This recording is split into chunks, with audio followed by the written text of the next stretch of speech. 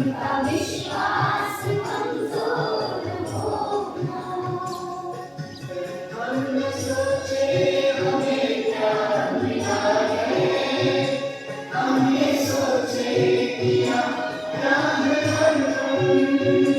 फूल खुशियों की बातें सभी को, सबका जीवन भी बन जाए मधुबन।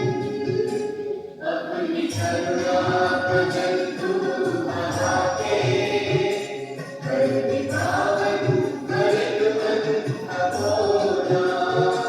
हम चले एक रास्ते में हमसे, भूल कर भी कोई भूल होना।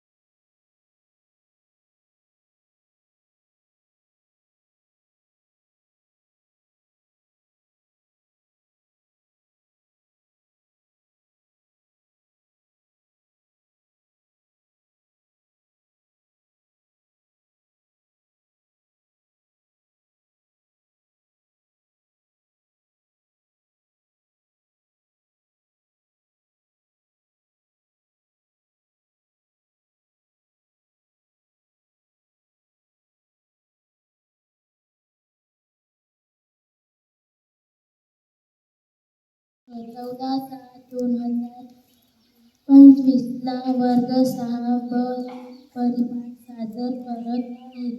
तर तुम्ही सर्वांनी शांततेने ऐकावे ही माझी नम्र विनंती.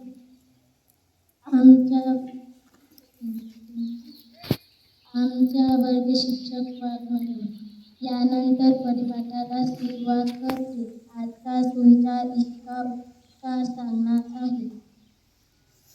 मी साबरमती विद्यार्थी, माझे नाव शिका प्रवीण प्रसाद. मी आज तुम्हाला सुविचार सांगणार आहे. ते तुम्ही शांततेने ऐकावे. देशातील प्रत्येक घर हे शाळा आहे आणि घरातील मातेपिता हे शिक्षक. देशातील प्रत्येक घर हे शाळा आहे आणि घरातील मातेपिता हे शिक्षक.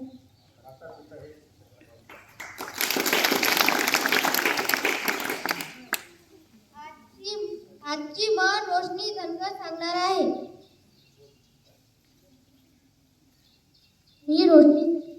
मी वर्ग 6 ब मधील विद्यार्थी. मी रोशनी संजय धनगर. आज तुम्हाला म्हण सांगणार आहे. आजची म्हण.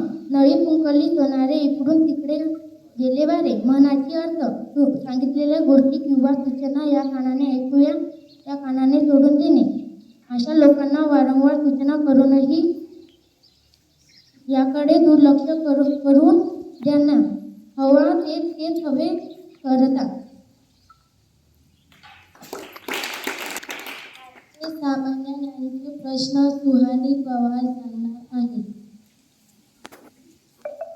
माझं नाव सुहानी सुरेश पवार. मी 6 ब मधली विद्यार्थिनी. आज सामान्य ज्ञानाचे 5 प्रश्न सांगणार आहे. विमानाचा शोध कोणी लावला?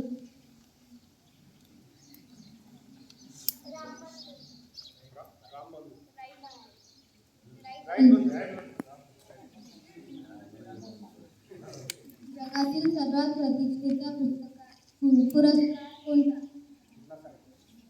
जगातील सर्वात प्रतिष्ठेचा पुरस्कार कोणता?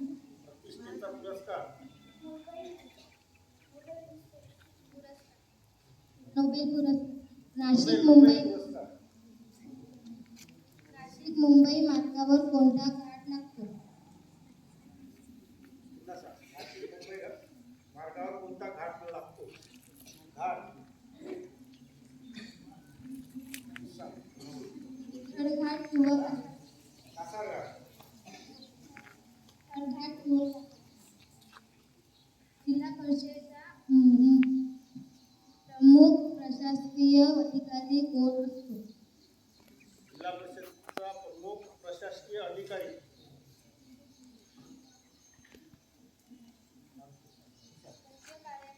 मुख्य कार्यकारी अधिकारी. मुंबई. मुंबई.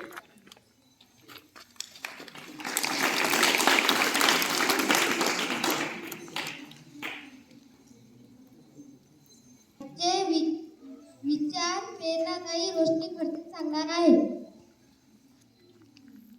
माझं नाव रोशनी अमोल खडसे. आज मी तुम्हाला प्रेरणादायी विचार सांगणार आहे जे तुम्ही सांगितले नाही का. आज सकाळी दुःख्याने एक छान गोष्ट शिकवली की जीवनात रस्ता दिसत नसेल तर दूरचं पाहण्यापेक्षा प्रयत्न करत येत असेल एक एक पाऊल टाकत त्याला रस्ता आपोआप मोकळा होते. आजची बोधकथा मेघा सावरकर सांगणार आहे.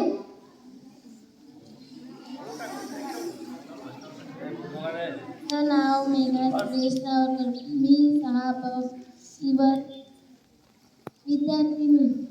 मी आज तुम्हाला देवी संपत्ती बोधकथा सांगणार आहे. तरी तुम्ही सर्वांनी शांततेने ऐकावे. ही माझी नाव. एक म्हातारा जोडपं होतं. घराजवळच्या जागेत भाज्या लावाव्यात म्हणून तन मन झडत होते. एखादा खणता त्या या माणसाच्या कुंडलीला काहीतरी लागलं. त्यानं खणून पाहिलं तर ती एक पेटी होती. उघडताच त्यातल्या सोन्याच्या मोहरा चमकू लागल्या. ती म्हातारी स्त्री म्हणाली, चला आपण आता श्रीमंत झालो. आपल्या संकटकाळी देवीने आपल्यासाठी मदत पाठवली आहे. हे बघ, उगीच लाड धरू नकोस. ही जागा आपल्या मालकीची नाही. तेव्हा कशावरून देवाने ही संपत्ती आपल्यासाठीच पाठवली आहे असे समजायचे. म्हातारा म्हणाला, आपण ही अशीच इथे देऊया. जर समज ही संपत्ती आपल्यासाठी देवाने पाठवली असेल तर ती पाठवण्याची व्यवस्थाही तोच करेल. पेटी होती त्याच जागी पुन्हा ठेवून ते दोघे तिथून निघून गेले. म्हातारीने ही गोष्ट सगळ्यांना सांगायला सुरुवात केली. पण कुणीही तिच्या बोलण्यावर विश्वास ठेवत नव्हते. त्या सगळ्यांना वाटलं की म्हातारी काहीतरी थाप मारतय. त्या गावात एक व्यापारी राहत होता. त्याला संपत्तीची खूप हाव होती. त्याचाही तिच्या बोलण्यावर विश्वास नव्हता. पण एखादा खात्री करून घ्यावी या उद्देशाने तो एका रात्री त्या ठिकाणी पोहोचला. त्याने आपल्या बरोबर दोन मुलांनाही घेतले. त्या तिघांनी ती पेटी खणून वर काढली. तिचे झाकण उघडताच नाकाचा फुटकार त्यांना ऐकू आला. तशी त्यांना पेटी घाईघाईने बंद केली. आता मात्र व्यापार याची खात्री वाटली की म्हातारीने आपल्याला फसवायसाठी हा डाव टाकला आहे. तेव्हा तिला चांगली अद्दल घडवावी या उद्देशाने त्या तिघांनी ती पेटी दोंडाने बांधून ओढत म्हातारीच्या घराबाहेर आणली व ते निघून गेले. सकाळी दरवाजा उघडताच ती दारात पाहून त्या दोघांनाही आनंद झाला. ती पेटी उघडताच पुन्हा त्या सोन्याच्या मोहरा चमकू लागल्या. त्या पेटीतून ती नाग केव्हाच पसार झाला होता. आता मात्र दोघांची खात्री पटली की देवाने आपल्यासाठी पाठवलेली ही देवी संपत्ती आहे.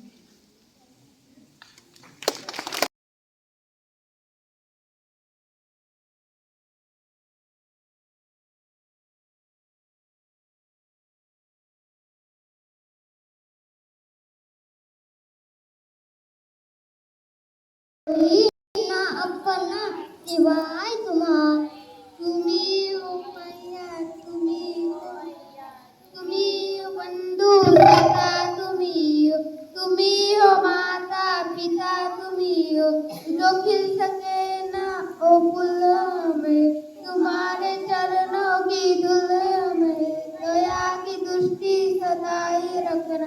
तुम्ही हो बंधू सखा, तुम्ही